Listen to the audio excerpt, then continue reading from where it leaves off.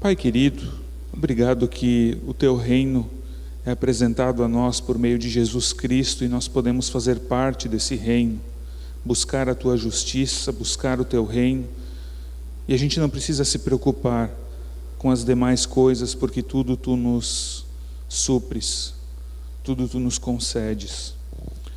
Em especial, Senhor, Tu nos supres também com o alimento espiritual, com a Tua palavra, que quer nos conduzir a Ti, que quer nos conduzir a uma vida contigo, a olharmos para Ti e também recebermos a vida eterna, a vida que dura para sempre. Ilumina-nos, Senhor, abre nossos ouvidos e corações e concede-nos a graça de podermos compreender a Tua palavra, compreender aquilo que Tu tens para nós nessa manhã, e que isso faça transformação na nossa vida. Que a Tua palavra ela nos molde e nos direcione a uma vida contigo, uma vida que nós podemos nos alegrar e também testemunhar para aqueles que não Te conhecem, para que eles também possam se alegrar conosco e participar do Teu reino. Em nome de Jesus é que nós oramos. Amém.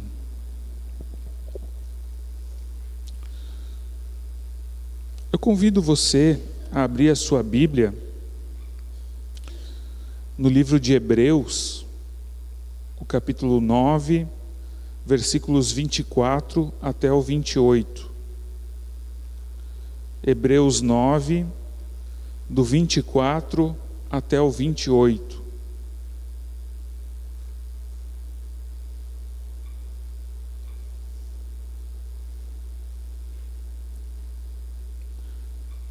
Hebreus, capítulo 9, versículos 24 até o 28. E lá está escrito: porque Cristo não entrou em santuário feito por mãos humanas, figura do verdadeiro santuário, porém no próprio céu, para comparecer agora por nós diante de Deus. Ele não entrou para oferecer a si mesmo muitas vezes, como o sumo sacerdote entra todos os anos no Santo dos Santos, com sangue alheio. Se fosse assim, ele precisaria ter sofrido muitas vezes, desde a fundação do mundo. Agora, porém, ao chegar o fim dos tempos, ele se manifestou uma vez por todas, para aniquilar o pecado por meio do sacrifício de si mesmo. E assim como aos homens está ordenado morrerem uma só vez, vindo depois disso o juízo, assim também Cristo, tendo se oferecido uma vez por todas, para tirar os pecados de muitos, aparecerá segunda vez, não para tirar pecados, mas para aqueles que esperam por Ele. Até aqui a palavra do Senhor para essa manhã. Algumas semanas atrás, nós estudamos o texto de Hebreus 7, e lá o sacerdócio de Cristo era comparado com os sacerdotes humanos, e é demonstrado que o sacerdócio de Cristo é muito superior aos sacerdotes humanos, porque Cristo não morre mais, Ele ressuscitou, Ele mesmo era o sacrifício perfeito, porque os sacerdotes eram falhos, eram seres humanos, precisavam repetir o sacrifício, e cada vez tinha que ter um novo sacerdote, porque os sacerdotes eram mortais. O texto de hoje, ele nos ensina que o sacrifício de Cristo, ele é definitivo. Ele é um sacrifício derradeiro, em comparação aos sacrifícios do Antigo Testamento, que sempre precisavam ser repetidos. No Antigo Testamento nós tínhamos a figura sacerdotal, que tinha que sempre fazer um sacrifício para purificar os seus pecados e também fazer sacrifícios pelo povo, para purificar os pecados do povo. E os sacerdotes humanos, eles entravam em santuários construídos por mãos humanas. Santuários que em si mesmo não eram perfeitos, mas eram uma cópia, como que uma sombra, uma figura do verdadeiro santuário, diz o nosso texto. porque o verdadeiro santuário de Deus é a sua presença gloriosa no céu. Jesus Cristo, ele não precisa também, como os sacerdotes, fazerem sacrifícios de animais que eram medidas temporárias. Os sacrifícios dos animais, eles nunca eram definitivos, porque eles precisavam ser repetidos. Eles precisavam ser repetidos anualmente ou sempre que acontecesse algum pecado. Os sumos sacerdotes eram mortais e precisavam ser substituídos toda vez que um morria. Então, quando se compara a Cristo, o contraste é muito grande. Cristo ofereceu um sacrifício uma única vez, e esse sacrifício dura para sempre, porque Cristo se tornou o eterno sumo sacerdote. E ele não entrou em santuário construído por mãos humanas, mas entrou no santuário celestial, no próprio céu. E ele está diante de Deus, intercedendo por nós. Os sacerdotes, eles entravam em santuários construídos por mãos humanas e intercediam, mas não diante do próprio Deus. Jesus Cristo está diante do próprio Deus, lá no céu, intercedendo por nós. E o sacrifício que Cristo fez, ele é perfeito, ele alcança toda a terra, e ele tem efeitos até mesmo no céu, porque Jesus está lá. E o sacrifício de Jesus Cristo tem uma outra variável também, em comparação com os sacrifícios do Antigo Testamento, que os animais no Antigo Testamento, na Antiga Aliança, eram sacrificados contra a sua vontade. Mas Cristo ofereceu a si mesmo, voluntariamente, uma oferta voluntária por amor a nós. O Pai entregou Cristo à morte por amor. Cristo também ofereceu a si mesmo voluntariamente. Isso significa que essa oferta, ela é muito melhor do que as ofertas dos animais que eram levados contra a sua vontade ao sacrifício. Quando a gente pensa que Deus entregou Jesus Cristo à morte por amor, isso pode parecer um pouco abstrato, mas isso se torna um pouco mais palpável para nós quando nós lembramos da história de Abraão e Isaque no Antigo Testamento. Quando Deus pede que Abraão sacrifique seu filho Isaque. E quando você lê essa história, você vai se compadecendo do sofrimento de Abraão, conforme Abraão vai levando o seu filho ao local do sacrifício. Ele vai remoendo essa ideia de que ele está levando o seu próprio filho à morte. E a gente vai sentindo a dor de Abraão conforme a gente vai lendo a história. A gente vai se compadecendo dele. A gente vai sentindo a sua dor. Até que finalmente então eles chegam no local do sacrifício, eles preparam tudo. Abraão então revela a Isaque que ele é o sacrifício. E Isaque então é colocado sob o altar do sacrifício, e então Abraão vai sacrificar Isaque, e Deus ali intervém, e o sacrifício não acontece. Era uma prova da fé de Abraão. Assim foi com Abraão, mas quando a gente lembra que Deus entregou o seu filho à morte, por amor a nós, nós precisamos ter essa mesma compaixão, pensar, poxa vida, Deus também trilhou esse caminho. Deus viu Jesus Cristo sendo açoitado, sendo humilhado, carregando a sua própria cruz até o local da crucificação. E quando Jesus Cristo foi crucificado, e todo o tempo que ele estava preso na cruz, aquelas poucas horas, Deus não fez nada. Deus, tendo o poder de tirar o seu filho da cruz, não fez nada. Ele entregou o seu filho à morte, por amor a nós. Esse é o tamanho do amor de Deus por nós. E Cristo, ele não tinha pecado nenhum. Ele era completamente perfeito. verdadeiramente Deus e verdadeiramente homem, mas um homem perfeito, sem pecado. E por isso, ele atendia os requisitos para ser sacrificado por todos nós, como uma oferta definitiva. Uma vez que Cristo foi sacrificado, não é mais necessário que a gente faça sacrifícios todos os anos e que a gente mesmo se sacrifique para que os nossos pecados sejam perdoados. No Antigo Testamento era necessário sempre repetir, e repetir, e repetir, e era tudo imperfeito, não era o suficiente. Mas Cristo foi perfeito, Cristo foi eficaz no seu sacrifício. Uma oferta por nós, pecadores. Os nossos pecados foram expiados, nós fomos libertos dos nossos pecados. E esse sacrifício não precisa de nenhum acréscimo. Muitas vezes a gente acha que a gente precisa também se sacrificar para merecer o amor de Deus. A gente tem essa lógica porque, como seres humanos, a gente pensa que tudo precisa ser merecido.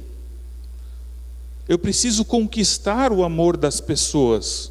Eu preciso merecer a aceitação das pessoas. Senão elas não vão gostar de mim. Essa é a nossa lógica. Mas quando se trata de Deus, não é assim. Nós não precisamos merecer o amor de Deus. Nós não precisamos conquistar o amor de Deus. Ele nos ama. Ponto final. Ele nos ama porque Ele é o nosso Criador. Ele é o nosso Pai de amor. Ele entregou o seu Filho. E não há prova maior de amor do que a cruz de Jesus Cristo.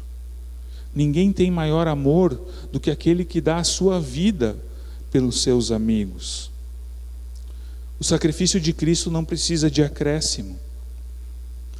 Ele não precisa ser completado pelas nossas próprias obras. Ele não precisa ser completado pelo um agir extraordinário de Deus em nós. O sacrifício, ele é perfeito e ele está concluído. Jesus disse: está consumado. Se a gente se iludir achando que precisa acrescentar alguma coisa ao sacrifício de Cristo, a gente vai estar desmerecendo a obra de Cristo na cruz, como se aquele tremendo sacrifício da cruz não fosse suficiente, como se fosse necessário algo mais. Mas nada do que a gente pode fazer chega aos pés daquilo que Deus fez por nós em primeiro lugar. O sacrifício de Cristo, inclusive, ele é retroativo. Ele vai até o pecado de Adão. Também aqueles que pecaram antes de Cristo são agraciados, são remidos pelo sacrifício de Cristo, se tiveram fé em Deus. Cristo veio para aniquilar todo o pecado. A nossa dívida foi cancelada. É como se o pecado já não mais existisse. Mas, eu costumo dizer que o pecado, ele é como uma serpente que você corta a cabeça. Ele está derrotado, está morto, mas o corpo da serpente continua se remexendo. Ele continua se mexendo. O pecado, ele continua se mexendo enquanto a gente está nesse mundo.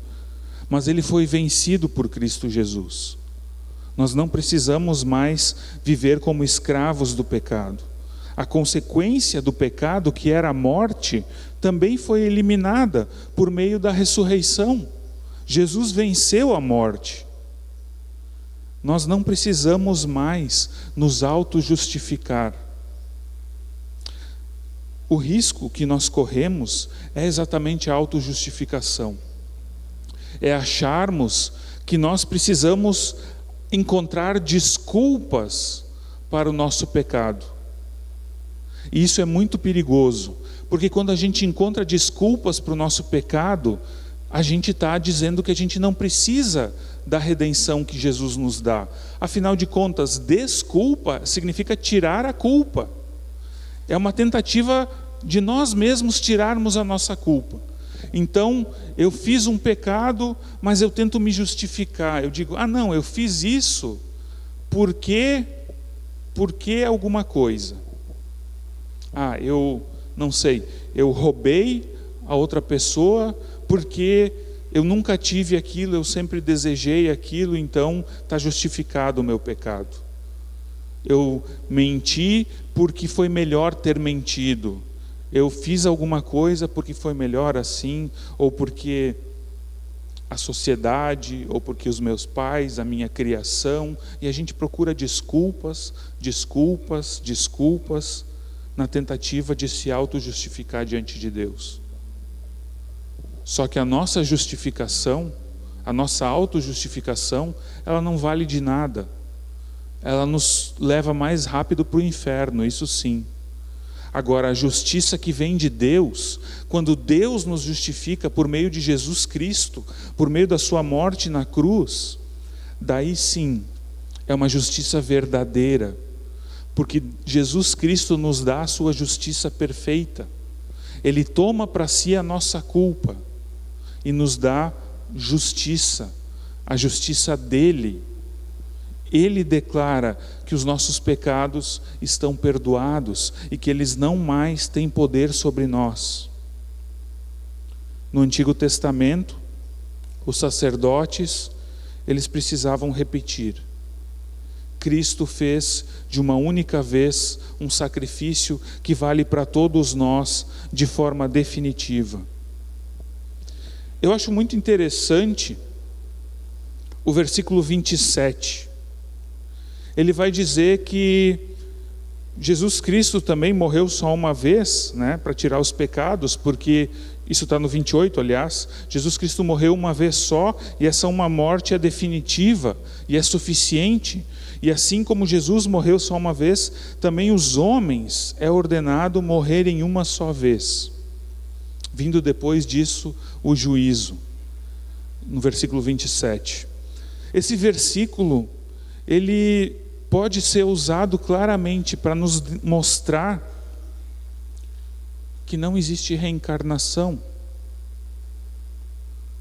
As religiões orientais e o espiritismo, eles ensinam a doutrina da reencarnação, que é uma repetida morte e reencarnação como uma nova pessoa, numa tentativa de ascender em bondade para atingir, nas religiões orientais, atingir o nirvana, ou no espiritismo, para se aproximar de Deus. Você então morreria e depois de morrer, reencarnaria como uma outra pessoa para tentar viver uma vida melhor. Mas a Bíblia diz claramente: aos homens está ordenado morrerem uma só vez. A gente só tem uma vida, e a gente só terá uma morte. E a morte, ela é uma ordenança de Deus a respeito do ser humano.